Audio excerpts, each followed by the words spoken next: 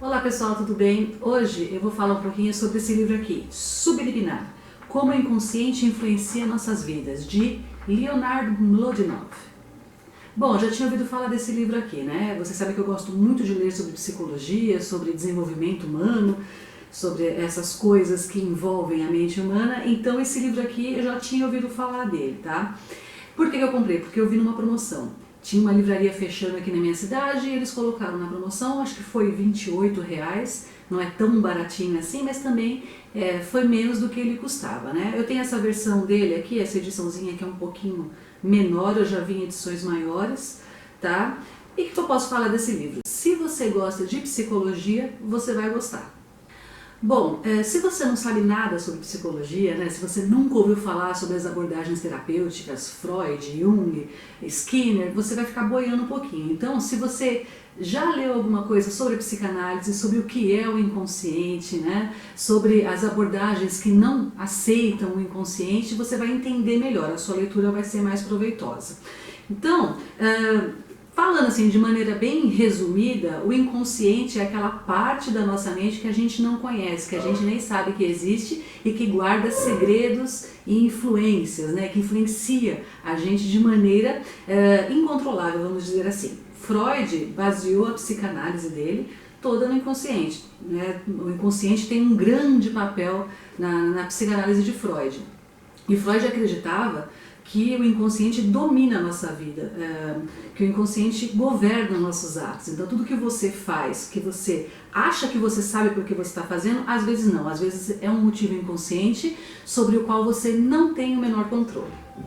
Outras abordagens terapêuticas, como por exemplo o behaviorismo, acha que o inconsciente não tem um papel tão fundamental assim. Se bem que a gente vai ter depois o neobehaviorismo, tem vários novos teóricos que vão desenvolvendo ali a abordagem, uns já acreditam, outros não, mas o Skinner, que foi acho que o maior expoente, né, do behaviorismo, achava que o inconsciente não era tão importante assim. Ele até falava, ó, existe o inconsciente, mas não achava que fosse uma coisa tão importante como Freud acreditava. Então, nas abordagens terapêuticas da psicologia, a coisa vai diferir um pouco, tá? E os teóricos brigam entre eles, até hoje todo mundo briga, porque tem a militância também dentro da psicologia. Se você gosta de psicanálise, você não pode gostar de behaviorismo e vice-versa, e daí tem a terapia cognitivo-comportamental que é provada cientificamente, a psicanálise não tem prova científica e é subjetiva, ou seja, é uma briga do caramba, né? E as pessoas levam isso a ferro e fogo. Às vezes eu recebo ofensas aqui no canal, porque eu digo sempre que eu gosto do behaviorismo e gosto da psicanálise também. Eu acho que ambas as abordagens têm coisas muito legais e muito boas. E as pessoas querem me colocar contra a parede. Não, você tem que decidir, porque vejo incoerências. Você tem que decidir, sabe? Uma coisa que fica exigindo uma posição da gente. Quem acompanha o canal sabe que eu acho um saco esse negócio de militância e das pessoas que ficam cobrando da gente uma posição, que você tem que vestir a camisa de uma coisa e não pode nem pesquisar, não pode abrir o olho para mais nada. Isso é um grande saco, entendeu? Enfim, eu gosto da psicanálise e eu gosto do behaviorismo também. E lendo esse livro aqui, a minha alegria foi que muitas pesquisas da neurociência atual, pesquisas com tomografia do cérebro, né, com os recursos que a gente tem hoje em dia, estão provando que as duas coisas são verdadeiras. Então o inconsciente realmente existe, Freud não estava errado, talvez não da maneira que ele descreveu, mas existe.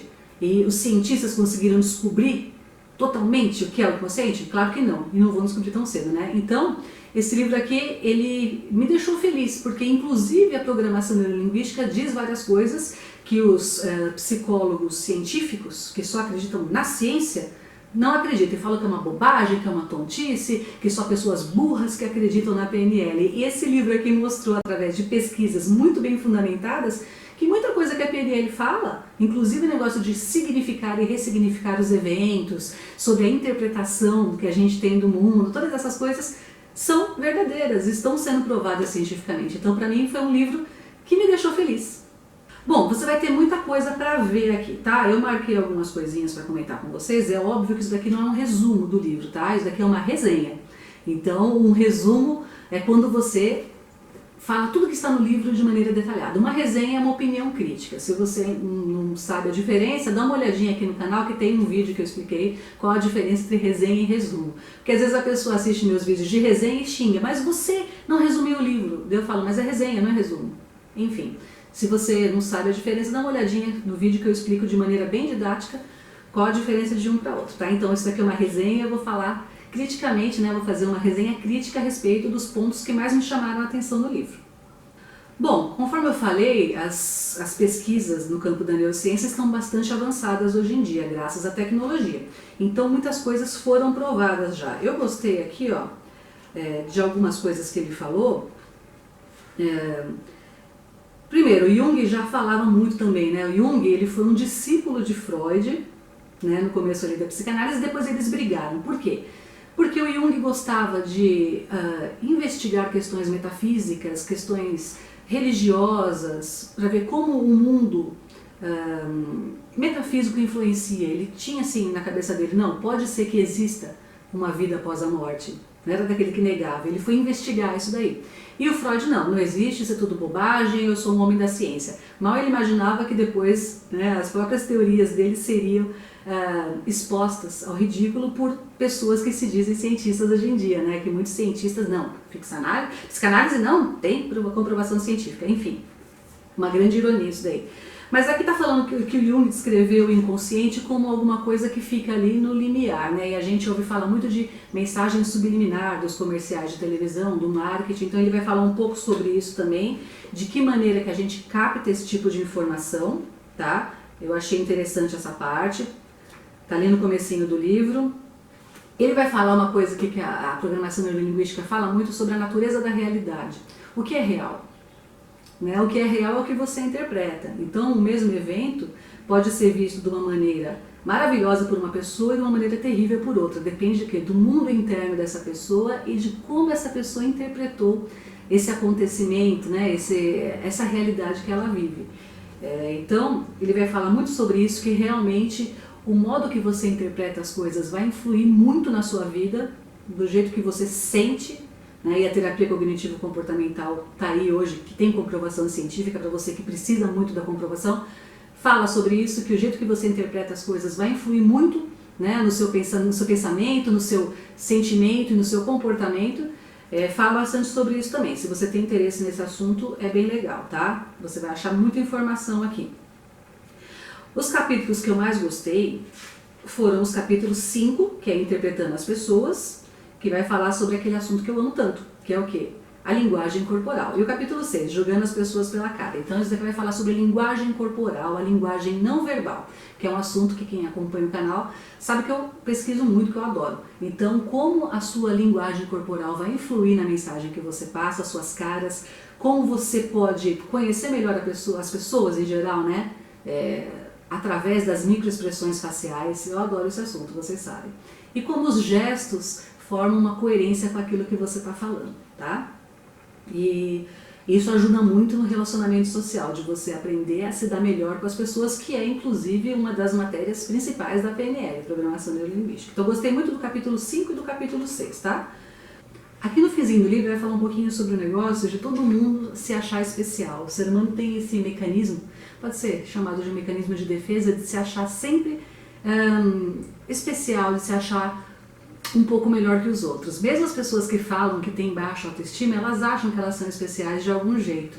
E isso acaba sendo uma coisa muito positiva, porque se você não tiver esperança, né, é um grande clichê isso daí, mas se você não tiver esperança na vida de que as coisas podem dar certo, você não faz nada e você não consegue superar situações difíceis que você vai ter que enfrentar, né? Uma hora ou outra, todo mundo tem que enfrentar alguma coisa difícil e desagradável, faz parte da vida.